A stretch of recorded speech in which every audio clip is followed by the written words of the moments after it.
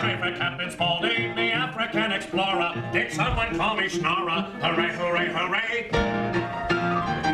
Say the name Groucho Marx and a smile comes to your face. Truly one-of-a-kind entertainer. He was a comedian, writer, stage, film, radio, and TV star. Along with his brothers, they created so many memorable films. Frank Ferrante, an award-winning actor, director, and playwright, will bring Groucho Marx to life on the McCallum stage this coming Thursday. He joins us today along with, are you ready? Bill Marx, the son of Harpo Marx. It is so good to have you here. Thank you, Joe. We are thrilled. Well, congratulations on the show. Thank you. It's good to be here. Gosh. It's good to be here with Bill Marx. Just lucky to be able to find a place. You live here now. That's true. And you're performing every Monday. Every Monday at AJ's. At AJ's. On the Green. That's Yeah. right. Well, Bill is a great jazz composer and pianist. I have to say that. And Yeah. Boy, I got to go back to, how did you get interested in doing Groucho? well, I was like many young folk. When I was a 9-year-old kid, I saw A Day at the Races on the TV set, and I never laughed so hard. There was Groucho, this guy with grease paint all over his face and a cigar, and making these wisecracks. And there was Chico and Harpo. I didn't know who they were. They had these crazy wigs, and they were so free and so mad. And the 9-year-old, I really never laughed that hard, and I wanted to be like those guys. And I still want to be like those guys because they're joyful. Yeah. There's a joy in what they do and a subversive quality that's really delightful. It was such a style. I mean, their very own style that they created. And it only took them 25 years to figure it out. They played vaudeville for 20 years. Really? Then they were on the Broadway stage for 5 before we ever, people like us who were still living, before they ever made their first movie, Coconuts, and that would be the first time. And they were already in their early 40s. So it just didn't come about. So what was it like for you growing up with them? I mean, always funny, always on, or not? From my standpoint, I never knew my dad any way other than my dad. Even though I worked with him in British Music Hall and then worked with him professionally and musically, he was always Dad. He was never Harpo. And I remember my mother and I sitting in the wings with flop sweat. Oh yeah, There you are. There's Harpo and Bill. Yeah, that's what I used to be.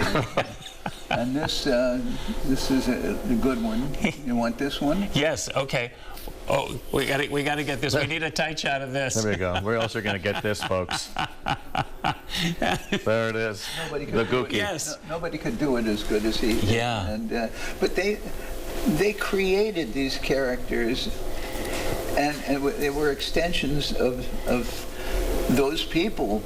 However, I just knew him as Uncle Groucho, and I was too busy picking my team for playing baseball the next day to even really know much about how important their impact made on society. And the humor sustains today because it's not dated. Well, I agree. You know, I've done the show for 35 years, and It's a good one.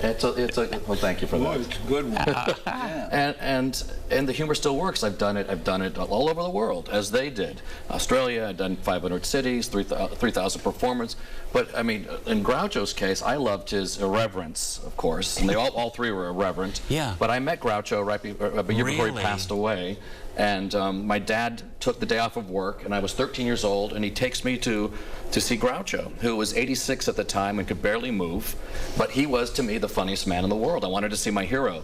So he shuffles to the podium, and he looks like he's going to keel over, and someone asked Groucho the question, "Groucho, are you making any new Marx Brothers movies?" And he looks up slowly and says, "No." I am answering stupid questions. And 1,000 people erupted. And that was, even in his old age, he dealt with his infirmity with humor. Yeah. And that's the joy of doing the show. And Bill shares humor in his life and his performances, his music. Music and laughter is everything. Yeah. And this show it has songs and stories. And I'm now I love a member of the 3M company right That now. would be- A little mirth, a little music, and a lot of maintenance. Well, that's okay too. So the big show is this Thursday. yes, an evening with Groucho. Well, I tell you, this sounds like a party. It's crazy. It's a third of it is improvised. So I don't know what's going to happen from night to night. And That's true. That's true. That's even Which better. is what they used to do. They try things out that see they if never it done. works. See if it works. All right, people want tickets? Yes. They got to call the McCallum. You got it. All They right. can go online or call. All right, an evening with Groucho. I've had an afternoon with Groucho and with Bill. Thank you so much. Hello, we must be going. I We'll be came back. to say. We must be going. Quick reminder, you can go see Groucho, an evening with Groucho at the McCallum Thursday night. Is that tomorrow? That's tomorrow, sir. Grief, where did it go? And we do want to check out, because I know, Bill, you've been watching this, She's you know, turned what's her going back on. us. That's right. Yeah. Say the second word and the eagle will come down and give you $100. It's a common way. It's something you see every day.